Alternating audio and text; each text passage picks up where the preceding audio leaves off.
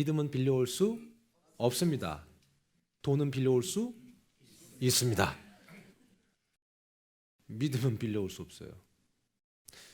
저는 아까 기도회 때 이런 모험 아닌 모험을 했습니다. 왜냐하면 저희는 하나님에 대한 신앙적인 이야기를 보통 때 많이 하는 편입니다. 밥 먹을 때도 하고 그 다음에 잠자기 전에도 하고 그렇게 합니다. 그래서 그런 것들이 이제 저희한테는 익숙한 건데 대중 앞에서 아이들한테 너 하나님 믿냐 그러니까 얘가 그냥 떨어가지고 막 어떻게 할지 몰라 하더라고요. 늘 그런 부담이 있거든요. 아버지가 목회자라고 해서 자녀는 당연히 믿음이 더 클 거라고 생각하지는 않습니다. 하지만 저는 늘 그런 부담감을 안고 우리 자녀들을 대하고 있습니다. 왜냐하면 이 땅에 많은 목회자분들이 실제로 본인들의 목회와 무관하게 자녀들을 놓치는 것을 많이 보았기 때문에 그렇습니다.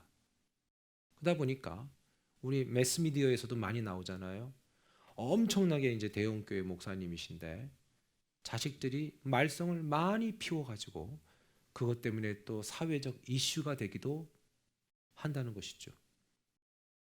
저는 불행 중 다행인 것은 교회가 크지 않기 때문에 우리 자녀들에 대한 어떤 관심이 세상 사람들은 있지 않을 거라고 생각합니다만 그럼에도 불구하고 제게는 내 자녀의 믿음과 신앙에 대한 매우 중요한 무게감을 제 스스로 느끼고 있다는 겁니다.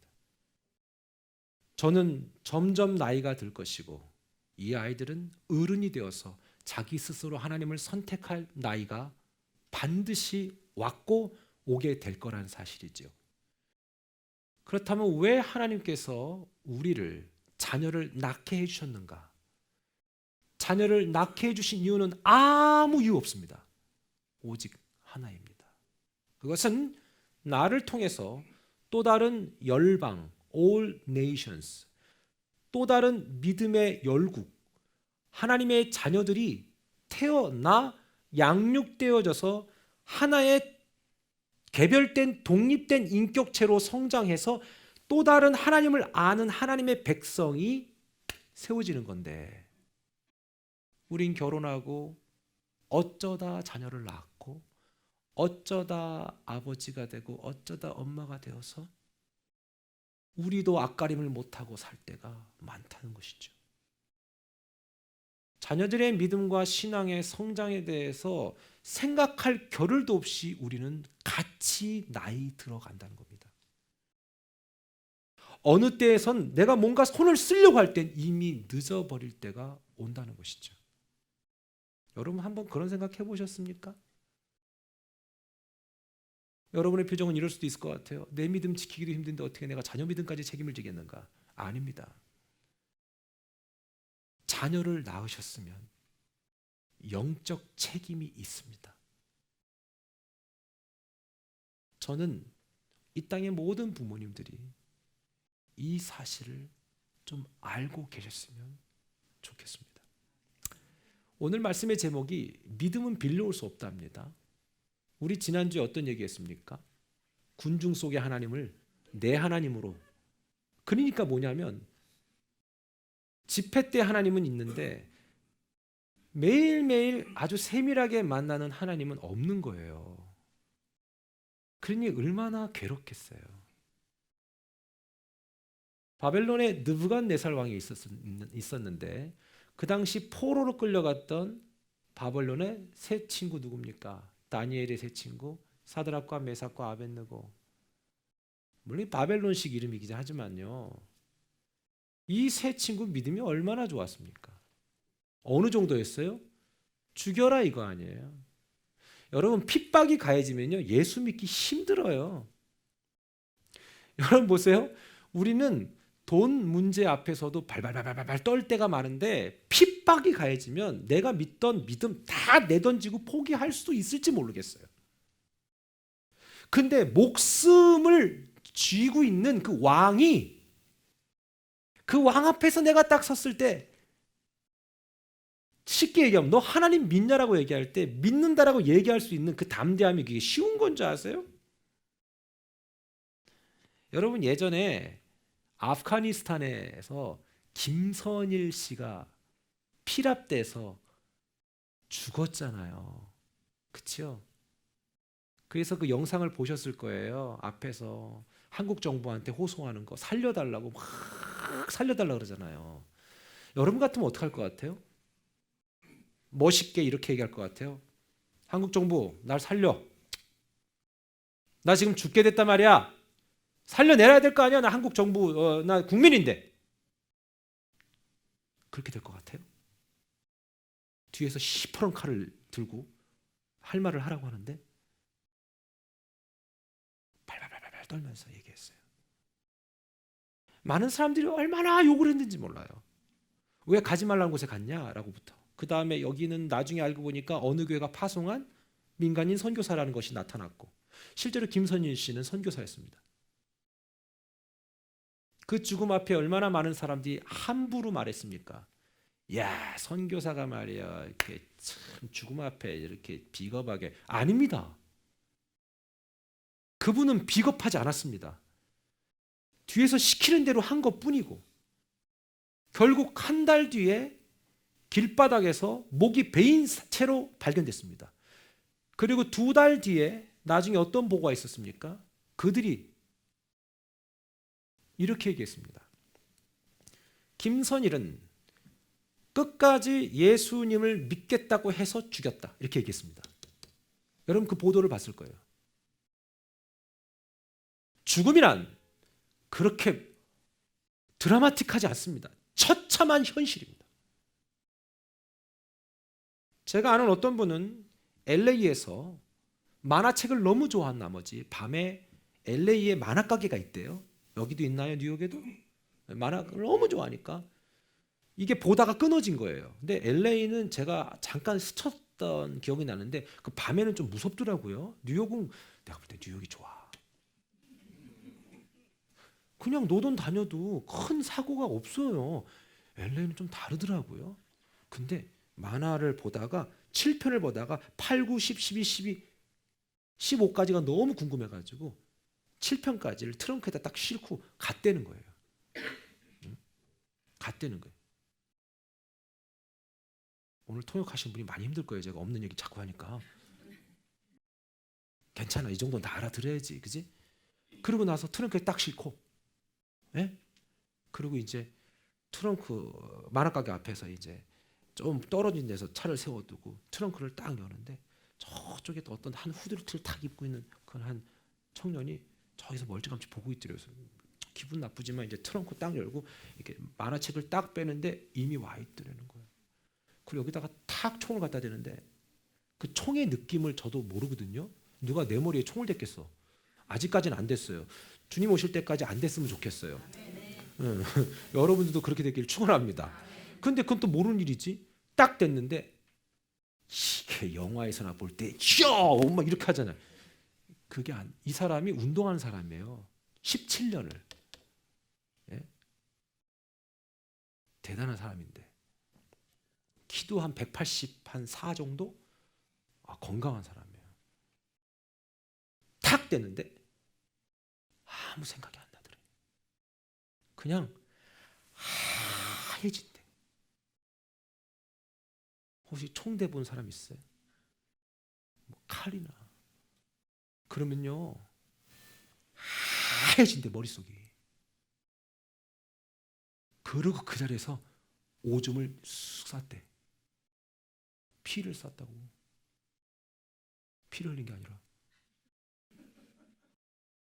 오줌을, 그 건강한 청년이 그냥 오줌을 바지에 쑥 쌌대.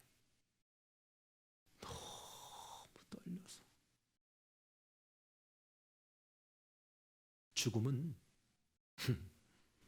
그렇게 영화의 한 장면처럼 멋지지 않아요. 현실이요.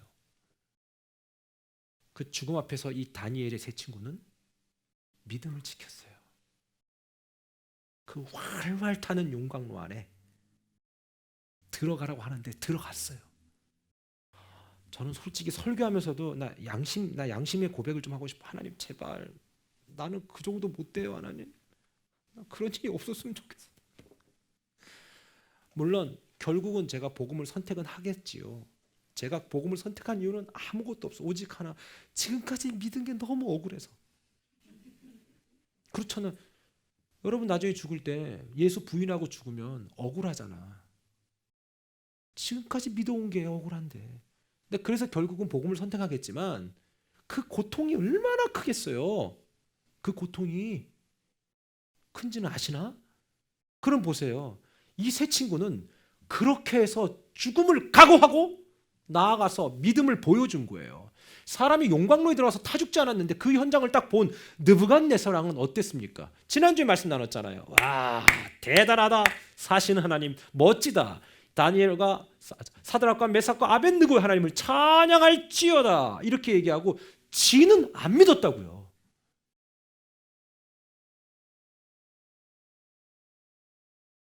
맨날 남을 통해 은혜는 받는데 정작 자기 자신은 하나님을 만나고 싶지 않은 거예요. 남편의 하나님, 아내의 하나님, 내 자식의 하나님은 늘 내가 보지만 자기 자신은 믿고 싶지 않은 거예요. 그러니 얼마나 안타까운 인생입니까? 그 기적을 봤음에도 불구하고. 그러니까 제가 보니까 기적을 보여줘도 안 믿을 사람은 안 믿어요. 우리 홍해가 갈라지고 그 홍해 길을 건너가면서 만나와 메추라기를 먹었던 사람들 제일 불만과 불평이 많았어요. 그러니까 뭘 보여주면 믿겠다는 사람들이 있죠. 아유, 뭘 보여주는 날에 그날이 주님 만난 날이라고 생각하시면 돼요. 전 그래서 그런 무모한 문제를 풀질 않아요. 하나님 다 믿을 테니까 제 인생을 너무 극적으로 좀 만들어가지 말아주세요. 제가 몇 개월 동안 하나님이 내 인생을 극적으로 풀어가시는데 제가 그랬어요. 하나님 나를 좀 살살 다뤄주세요.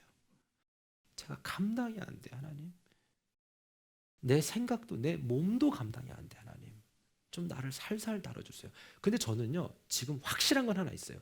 분명 시간이 지나고 하나님의 섭리, providence, 지금은 모르지만 나중에 해석되는 걸 우린 섭리라고 얘기하는데 전 나중에는 알 것 같아요. 여러분들도 지나고 나면 퍼즐이 맞춰지듯이 이렇게 이래서 이랬구나 저래서 저랬구나 하는 걸 나중에 깨달을 때가 있잖아요. 그때는 감당이 안 되고 견딜 수 없는 고통이지만 여러분들 스스로도 나중에 지나면 알게 되는 거, 그게 하나님의 섭리인 줄 믿습니다. 여러분 오늘 2절은 이렇게 시작합니다. 이 모든 날 마지막에는 아들을 통하여 시작 우리에게 말씀하셨으니 이 아들을 만유의 상속자로 세우시고 또 그로 말미암아 모든 세계를 지으셨느니라. 아들이 누굽니까? 예수 그리스도이십니다. 우리가 하나님과 독대할 수 있는 유일한 길은 예수 그리스도밖에 없습니다. 이 땅의 종교들은 바로 어떻게 일입니까? 참선이나 수행을 통해서 일어나지 않습니까? 어제 우리 장혁재 교수하고도 어떤 얘기를 했냐면 이런 얘기를 했었어요. 참 우리 하나님 너무 좋지 않냐? 너무 감사하지 않냐? 세상의 모든 종교는 인간이 직접 찾아가야 돼요. 그렇죠?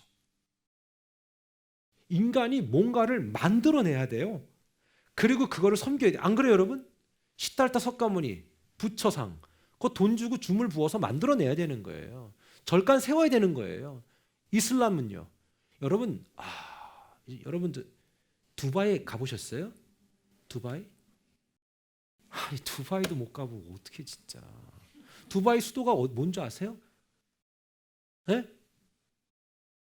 아부다비 아니야? 사우디니? 중요한 건 아부다비 가보셨어요? 저도 못 가봤어요. 저도 아무데도 못 가봤거든요. 거기 가면은 이슬람 사원 큰 게 있대잖아요. 큰 거. 거기 가잖아요. 그러면 그거 저한테 제가 어제 봤어요. 그걸 저한테 보여주더라고. 소리엘이 저한테 보여주더라고. 자기 갔다고 보여주더라고. 그 뭐라고 하죠, 여러분? 그 샹들리에라고 얘기합니까? 맞아요? 그 막 알바기가 거기 그 제작을 발음을 잘해야 되는데 스왈로브스키가 그걸 만들었대요. 거기에 있는 걸 쫙.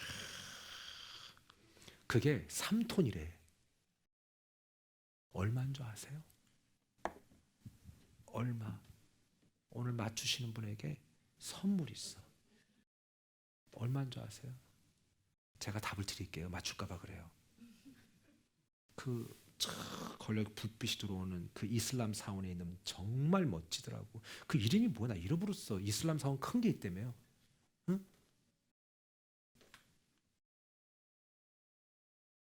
3톤이나 되는 엄청난 조명, 그 스왈로브스키가 탁 해놓은 거 300억. 그러니까 3천만 불이죠. 보이지도 않고 죽은 종교 앞에 내 거를 그렇게 해서 그걸 불러내는 게 이 땅의 종교인데.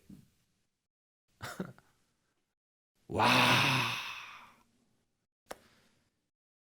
쥐어짜내가지고 신을 만들어내서 어떻게든 인간을 위로 차. 우리 하나님은 그런 분이 아니었잖아요. 직접 오셨잖아요. 직접 오신 날이 크리스마스잖아요. 그러니 너무 사람들이 주님이 알아서 오시니까 그 가치를 모르는 거예요. 여러분들한테 하는 말이 아닙니다. 그러니 인간이 얼마나 치사한 줄 아세요? 술, 담배는 죽어도 못 끊으면서 헌금 되는 건 발발발 떨어요. 인간이 그렇게 치졸해요. 여러분들한테 하는 말 아니에요? 무슨 띠인지 아시겠죠? 스왈로브스키인가요? 응. 여러분 잘 생각해 보세요. 그 없는 복음을 내가 또 술, 담배 드시는 분 욕하는 거 아니에요. 그냥 드세요. 뭐 내 몸이요. 알아서 하세요. 자, 근데 그걸 얘기하는 게 아니라고. 그 인간의 그 본연 깊이를 얘기하는 거라고. 하나님을 만나지 못하면 그게 아까워 미치는 거야, 막. 자기 몸은 작살이 나는데도. 너희들도 정신 차려. 똑바로. 왜냐하면 저기 그거 애 때부터 모르면 큰일 나로. 여러분 잘 생각해봐요. 아까워 죽겠는 거라. 딴 데는 다 써 그냥. 난 진짜 우리 온 세대 가족들한테 얘기하는 거 아니에요. 난 이게 정말 정말 다른 사람들이 들어야 되는데 이게. 여러분 한번 우리가 양심에 손을 얹고 생각해 보자고요. 죽은 종교도 자기의 영혼의 만족감을 위해서 막 어떻게든 막 그냥 들여서라도 하려는 거. 우린 그런 종교가 아니잖아요. 우린 살아계신 하나님, 직접 우리에게 찾아오신 그 하나님인데 그 하나님 앞에선 우리의 어떤 태도와 내 안에 깊은 내면의 의지가 너무 계산적이라는 거죠. 사랑하는 여러분, 저는 우리 온 세대 가족 모두가 다 하나님의 자녀로 멋지게 살기를 축원합니다. 네, 정말이에요. 전 그런 멋진 삶이 되었으면 좋겠어요. 예전에 우리가 어떻게 하나님을 만났다고 했습니까?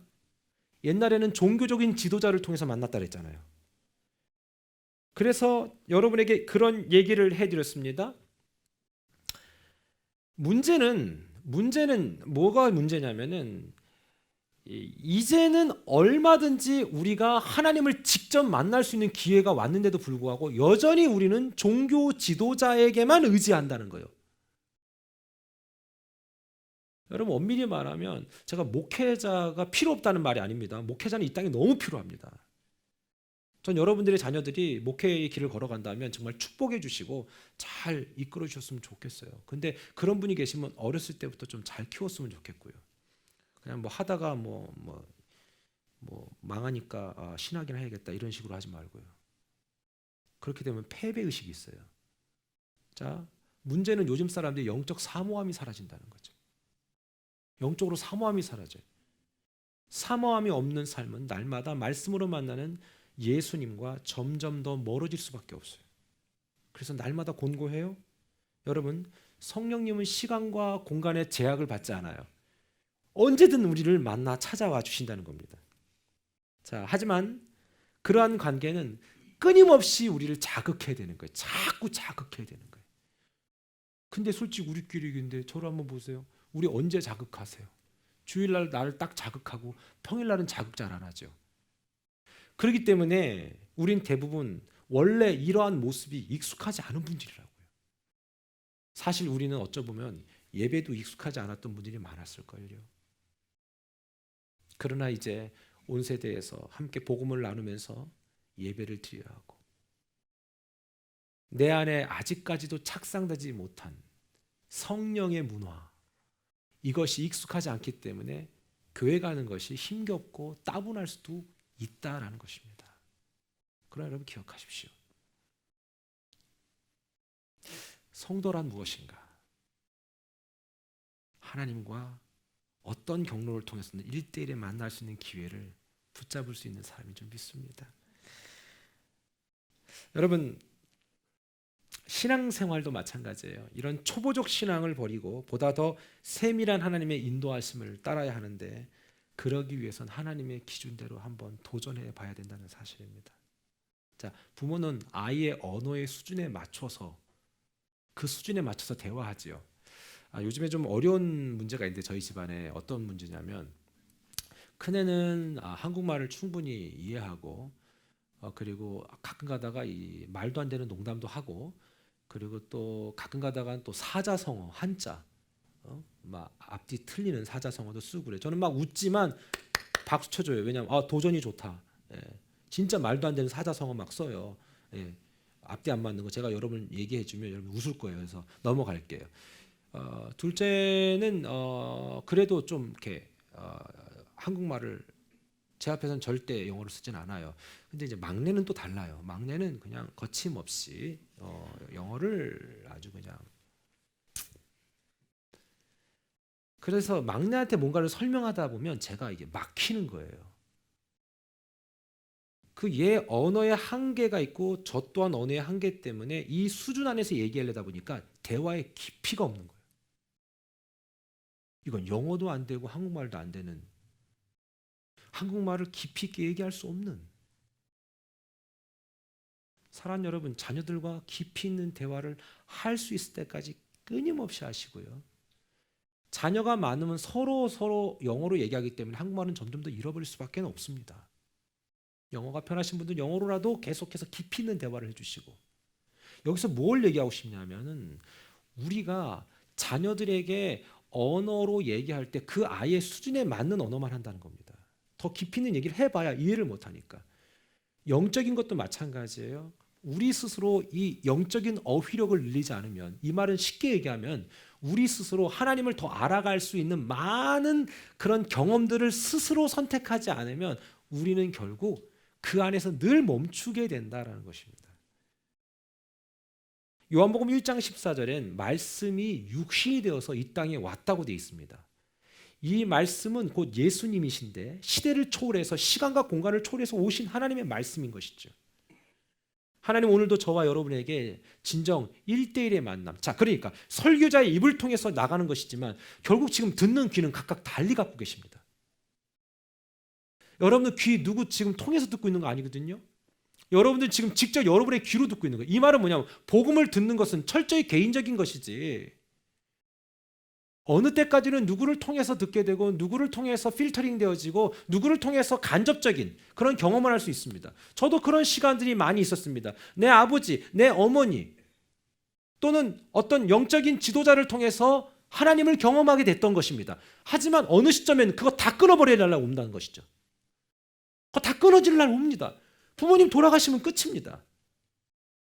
언제까지 영적인 지도자가 우리에게 옆에 있어서 계속해서 뭔가를 줄 수 있겠습니까? 못 줍니다. 결국은 뭡니까? 내 귀를 가지고 내가 그 복음 듣고 내가 여기서 해석해서 내가 말하고 내가 그것을 가지고 살아가게 된다는 것이죠.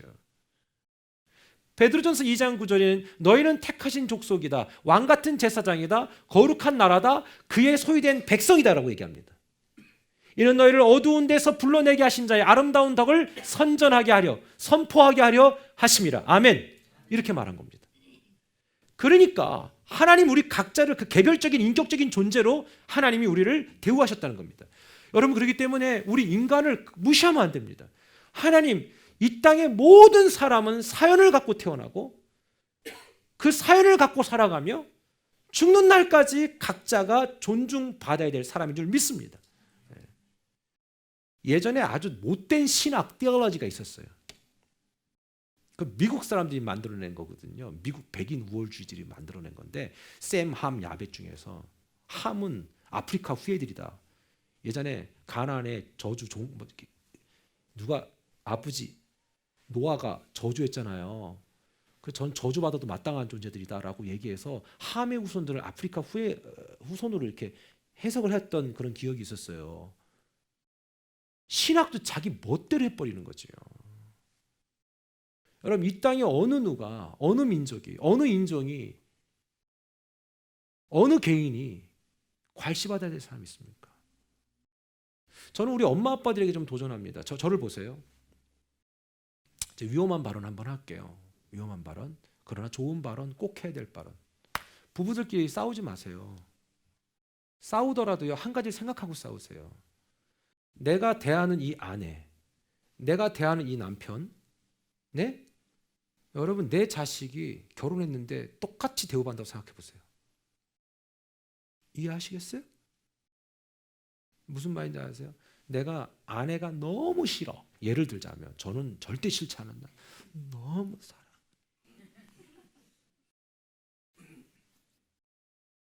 그렇다고 해서 만약에 여러분이 아내한테 막말을 하거나 나쁜 짓을 하거나 못되게 군다면 이 또한 누군가 평생 길러서 내게 준 여인이요. 네 집 딸이고 소중한 영혼이라고. 함부로 하면 안 되는 거예요. 반대로 볼까요? 우리 여자분들 남편 계시잖아요. 함부로 하면 안 돼요. 왜? 이 아들은 큰아들이지. 정말 누군가에겐 귀한 아들이라고. 서로가 그런 마음이 있으면 서로가 함부로 하지 않아요. 근데 어느 순간부터 이게 필름이 끊겨버리는 거라.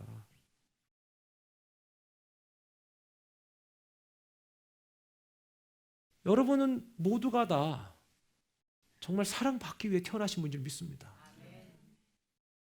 아니, 누가 그랬대잖아요. 예수 믿고 너무 기뻐가지고 은혜 받아 확 가는데 밤에 길을 가는데 갑자기 귀신이 딱 나타났대잖아요. 그래가지고 너무 놀래가지고 최근에 배운 노래를 해줬대잖아. 귀신한테 당신은 사랑받기 위해. 귀신이 너무 좋았던 거야. 그래갖고 답례를 했대. 감사해요 깨닫지 못했었는데 내가 얼마나 소중한 존재라는 걸. 여러분 우리 서로가 그런 분들이에요. 우리 그런 의미로 옆에 분한테 이렇게 얘기하세요. 당신은 정말 소중한 존재입니다. 시작. 당신은 정말 소중한 존재입니다. 여러분 우리끼리 얘긴데 우리가 그런 서로가 소중한 존재라는 걸 알고 같이 가는 거하고 정말 인간 진짜 또 있어요 옆에. 이거는 완전히 달라요. 내가 이 사람을 어떻게 대하냐에 따라서 이 사람도 나에게 그렇게 해요. 물론 순간순간 확 올라온다는 거 알아요. 저도 올라와요. 아주 그냥 그러나 그건 순간순간 가끔 그래야지. 여러분 오늘 우리 3절 한번 볼까요? 시작. 이는 하나님의 영광의 강체시요 그 본체의 형상이시라. 그의 능력의 말씀으로 만물을 붙드시며 죄를 정결하게 하는 일을 하시고 높은 곳에 계신 지극히 크신 이의 우편에 앉으셨느니라. 여러분 오늘 하나님의 말씀은 우리를 만물을 붙들어 주신 줄 믿습니다. 자기 스스로 구원할 수 없는 나약한 존재가 우리들이거든요. 우리 정말 나약해요. 나 예전에 그런 일이 있었다 그러더라고요. 친구들끼리 놀다가 고등학교에서 저희 학교에서 있었던 일이었거든요. 진짜 제가 봤어요. 제가 옆에 있었으니까 꽤 오래전 일이에요. 고등학교에서 얘가 서로 막 놀다가 죄송합니다. 제가 한 욕이 아니니까 오해하지 마세요. 그냥 이 병신 같은 새끼 그러면서 그냥 뒤통수를 탁 때린 거예요. 친구들끼리 그럴 수 있잖아요. 남자애들끼리 탁 때렸거든요. 제가 고등학교 3학년 때, 제가 3학년 3반이었는데 탁 때렸거든요. 근데 얘가 픽 쏘져 죽었어요. 고3짜리 애가 딱 뭐긴 무슨 나쁜 의도가 아니었어. 이런 병신 같은 새끼 그러면서 총 때렸거든요. 친구끼리 놀다가 그때 또 뉴스에도 나왔어요. 그래갖고 근데 우리는 다 봤잖아요. 그래서 우리가요 그 친구 특별히 뭐 나쁜 걸로 한 게 아니라고 전교생이 다 그거 뭐라고 하지 그거? 응, 응 그걸 냈어요. 얘 저기 소년은 안 가게 해달라고. 부모도 합의를 다 하고 전교생이 다. 왜? 저는 앞에서 봤거든. 이런 병신 뭐 이렇게 얘기하더니만 에이그 이랬다가 여기 뒤통수 딱 내가 바로 옆에 있었으니까 에이그 이랬는데 퉁치더니 픽 쏘져 죽더라고. 세상 말로 그 친구는 세상 말로 재수 없다고 하잖아요. 세상 말로 우리는 그런 말씀 안 돼요. 저도 그때 깜짝 트라우마가 생겼어요. 그 제가 가급적이 뒤통수를 안 때려요 사람을. 죽을까 봐. 여러분 보세요. 인간이 그렇게 나약한 존재라고요. 그런데 우리 스스로 우리의 죄를 깨끗하게 할 수 있는 능력이 없는 우리들이 죄로부터 정결함을 어떻게 받았다는 겁니까? 예수 그리스도께서 오셔서 우리의 죄를 씻어주셨는데 과거의 죄, 현재의 죄, 미래의 죄까지 다 씻어주셨다는 사실입니다. 아멘입니까? 이거 되게 중요해요 여러분. 이 말을 오해하지 말자라고 저는 너무나 많은 설교를 했었습니다. 오해하지 말라는 것은 진정한 죄의 사함, 깨끗함을 받은 사람은 이미 하나님의 성품에, 하나님의 퍼스널리티, 하나님의 캐릭터에 같이 동참하고 싶은 마음이 있기 때문에, 그렇기 때문에 이미 용서받은 상태에서 더 이상 죄를 더듬어서 찾지 않습니다. 하나님이 나를 용서했다? 앞으로 모든 죄도 용서해 줄 것이다? 그러니까 뭐 다 익스큐즈 해주겠지. 시편 7편 12절에 보면 사람이 회개하지 아니하면 그가 그의 칼을 세상에 하나님이 칼갈이 하신다. 그 다음 또 뭐라고 되어 있어요? 그의 화를 이미 당기어 예비하셨도다. 여러분 사람한테 총구 겨누면 돼요 안 돼요? 안 되죠. 절대. 그래서 총은 이렇게 들으면 안 됩니다. 이렇게 되거나 아니면 밑으로 해야 되죠. 근데 하나님이 회개하지 않으시면 뭐라고 된다고 합니까? 내가 또 누구를 지목하면 또 회개하지 않은 걸 착각하는데 우리끼리 하자고요. 우리끼리 칼을 갈고 그냥 뭐 했다고요? 화를 담겨서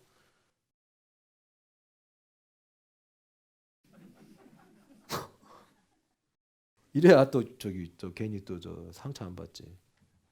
그걸 코앞에다 갖다 댔다는 소리예요. 이미 당기어 예비해 놓으셨다. 이것만 두면 그냥 픽 들어가는 거죠. 그러니까 이게 우리가 함부로 하면 안 되는 거죠. 용서받았기 때문에 괜찮아. 여러분 우리 오늘 5절을 다 같이 봅니다. 시작. 하나님께서 어느 때에 천사 중 누구에게 너는 내 아들이라 오늘 내가 너를 낳았다 하셨으며 또다시 나는 그에게 아버지가 되고 그는 내게 아들이라 하셨느냐. 그러니까 하나님이 우리를 막 징계하려는 게 목적이 아니라 언제든 우리를 도와주시려고 하시는 분이 하나님이신데, 여러분 말씀드렸듯이 우리 부모님들이 자녀를 때리고 물론 이상한 사람들도 있더라. 자녀를 때리고 고통을 주고 말 그대로 어뷰즈하고 막 그런 것들을 즐기는 이상한 부모들도 있더라. 근데 그거는 뭐예요? 정신적인 문제가 있는 부모지요. 그리고 과거에 분명히 그렇게 자랐을 확률이 높습니다. 근데 세상에 어떤 부모가 자녀를 이렇게 앉혀놓고 가르치면서 때리면서 그걸 즐기는 사람이 있겠습니까? 우리 하나님도 우리를 때리는 게 목적이 아닙니다. 우리 하나님 그런 분 아닙니다. 하나님 오해하지 마십시오. 하나님은 우리를 어떻게든 잘 해주기를 원하는데 중요한 건 우리가 순종을 하지 않는다는 겁니다. 그래서 우리 스스로 그 길을 선택을 하고 그 길을 계속해서 끊임없이 포기하지 않고 가고 있다는 얘기입니다. 그러니 어때요? 칼을 갈고 활을 예비해 놓은 거죠.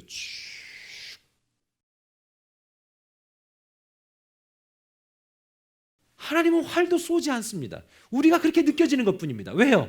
그리고 어느 날 그 시위는 당겨질 수 있습니다. 왜요? 우리 스스로 자초했기 때문에. 여러분, 히브리서 1장 14절 이렇게 말씀합니다. 모든 천사들은 섬기는 영으로 구원받을 상속자를 위하여 섬기라고 보내심이 아니냐. 그러니까 천사들이 능력이 대단하거든요. 천사들이 능력이 대단해요. 여러분 천사 보신 분 계세요? 유튜브에서 보셨나요? 천사가 눈에 안 보여요. 이 천사들의 능력은 일단 시간과 공간을 초월합니다. 천사들은 분명히 존재합니다. 성경이 존재한다고 얘기했기 때문에 존재하는 것입니다.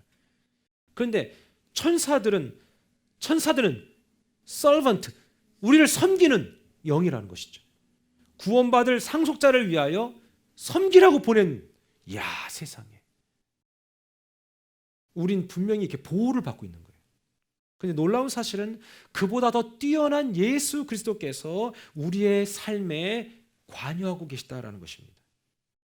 그리고 우리가 그분 앞에 인도함 받기를 원하면 그분은 언제든지 우리에게 오셔서 우리의 삶을 인도해 주시는 것이죠. 남자와 여자의 차이점 중에서 이게 있다고 그러더라고요. 남자들은 이렇게 약간 그 여자 앞에서 이렇게 세 보이고 싶어 하잖아요. 아닌가요? 그래서 내비게이션이 있어도 어쩔 때는 안 본다 그러고 그런 분들도 있대요. 괜히 객기 부리다가 막 돌아가는 거지. 막 돌아가는 거지. 그냥 나 몰라. 좀 이렇게 보고 가자. 이러면 얼마나 좋아. 그 어떤 남편들은 또 그렇다고 때 끝까지 안 물어본대.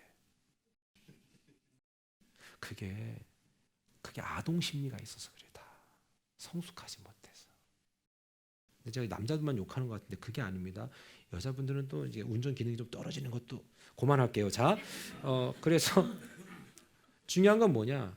우리 어디 길을 가도 묻고 가거나 내비게이션이 있으면 잘 가는데 우리 인생의 길은 왜 인도함 받으려고 안 하는가? 사랑하는 여러분, 여러분의 뜻대로 지금 다 돼 오셨나요? 아니죠. 저는 제가 미국에 와서 살 거라고 상상도 못했어요. 지금도 제가 여기 왜 있는지 이유를 몰라요. 솔직히 아니 뭐 여기 있는 게 싫다는 게 아니라 몰라요. 난 지금도 내가 가끔 가다 보면 나는 누구고 여기는 어디? 이런 생각할 때가 있어요. 내가 왜 왔지? 이거 여러분 그냥 여러분 웃자고 하는 말이 아니라 정말 그럴 때가 가끔 있어요. 근데 하나님이 가라고 해서 왔는데 어려운 일 만나면 어떤 생각이 들어요? 이게 하나님의 뜻입니까? 이러려고 했습니까? 우리 그런 얘기 많이 하잖아요. 아니에요. 하나님은 여러분 각자를 향한 놀라운 계획을 갖고 있습니다. 우린 아무도 몰라요. 저도 몰라요. 목사는 다 아는가? 몰라요. 그러면 우린 오늘도 겸손하게 하나님 내 길을 인도해 주셔요. 저 그 찬양 되게 좋아하거든요. 발음은 중요하지 않으니까. God will make a way where there seems to be no way. 맞나요? He walks in a way he cannot see. He will make a way for me. He will be my guide. Hold me close to inside. 맞나요? 맞아요? 그다음 뭐지? will 뭐 love and strength 뭐 그래서 God will make a way. 나의 가는 길 주님이 인도하십니다. 그는 보이지 않아도 내 길을 인도하십니다. 주 나의 인도자, 항상 인도하십니다. 그분은 심지어 광야의 사막의 길을 만드시고 마른 곳에 샘이 터지게 만드시는 분입니다. 하지만 여전히 광야의 길을 걷고 계신 분들이 계시다면 전 이렇게 얘기하고 싶습니다. 지금까지 광야의 길을 걸었다고 해서 끝까지 광야의 길을 걸을 거라고 생각하지 마시고 곧 길이 터지고 샘이 터지고 끝까지 하나님의 인도하심을 따르면 약속의 땅 가나안에 들어가게 될 줄 믿습니다. 하나님, 여러분들이 힘들고 때로는 고통스러워하는 걸 다 아십니다. 저도 하나님 앞에 막 불평한 적이 있었습니다. 하지만 그거는 하나님의 마음을 아프게 하는 겁니다. 하나님은 여러분의 길을 다 아시고 God will make a way. 하나님을 믿기를 주님의 이름으로 축원합니다. 기도하겠습니다. 살아계신